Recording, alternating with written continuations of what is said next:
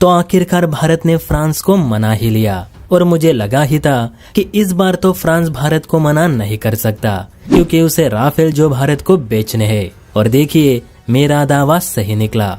दरअसल आप सभी को याद होगा कि भारतीय वायुसेना कब से इस इंतजार में थी कि वो फ्रांसीसी राफेल विमानों पर भारतीय मिसाइल्स को इंटीग्रेट कर सके।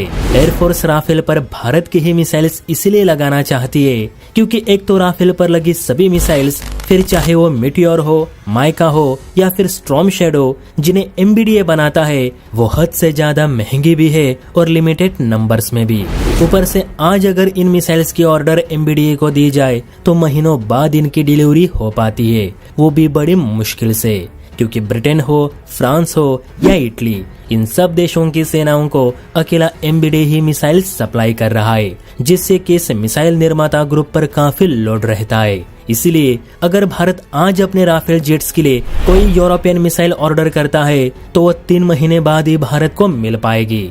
तो सोचिए, यही वेटिंग पीरियड अगर युद्ध के दौरान रहा तो एयरफोर्स की कितनी बड़ी फजीहत हो जाएगी। और ऐसी फजीहत करगिल युद्ध के दौरान हो भी चुकी है, जब भारत पाक जिहादियों की लोकेशन ट्रेस करने के लिए पूर्णतः अमेरिकी जीपीएस पर निर्भर था। और ऐन मौके पर अमेरिका ने भारत के लिए अपना जीपीएस ब्लॉक करके भारत के पीठ पीछे छुरा घोंप दिया था। यही कारण है कि पहाड़ी पर छिपे जिन पाकियों को बड़ी आसानी से लड़ाकू विमानों से बम दागकर उड़ाए जा सकते थे, उन्हें अमेरिका के धोखेबाजी के बाद सेना को खुद पहाड़ी चढ़कर मारने पड़े।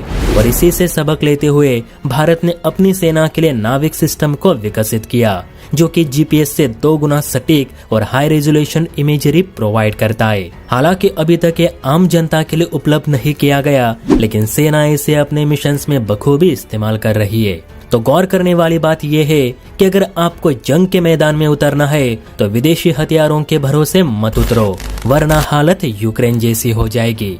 और वायुसेना ये बात अच्छी तरीके से जानती थी, इसीलिए वो राफेल पर ब्रह्मोस बिठाने की मांग कर रही थी। हालांकि फिलहाल के लिए फ्रांस ने भारत को अपने रुद्रम मिसाइल राफेल पर तैनात करने की सहमति दे दी है, जो कि एक एंटी रेडिएशन मिसाइल है, लेकिन जल्द ब्रह्मोस भी राफेल पर लगा दी जाएगी, क्योंकि फ्रांस भारतीय नेवी की $1 बिलियन की राफेल मरीन वाली डील भी हाथ से जाने नहीं देना चाहता। वैसे भी फ्रांस भारत पे भरोसा करता है, इसीलिए वो भारतीय मिसाइल्स को राफेल पर बिठाने के लिए राफेल के साथ छेड़छाड़ की परमिशन भारत को दे सकता है। क्योंकि दोस्तों, राफेल पर अगर भारतीय मिसाइल्स बिठानी है तो उसके वेपन कंट्रोल सिस्टम में हमें थोड़े मॉडिफिकेशन करने जरूरी है, तब जाकर भारतीय मिसाइल्स ठीक से लॉन्च हो पाएगी।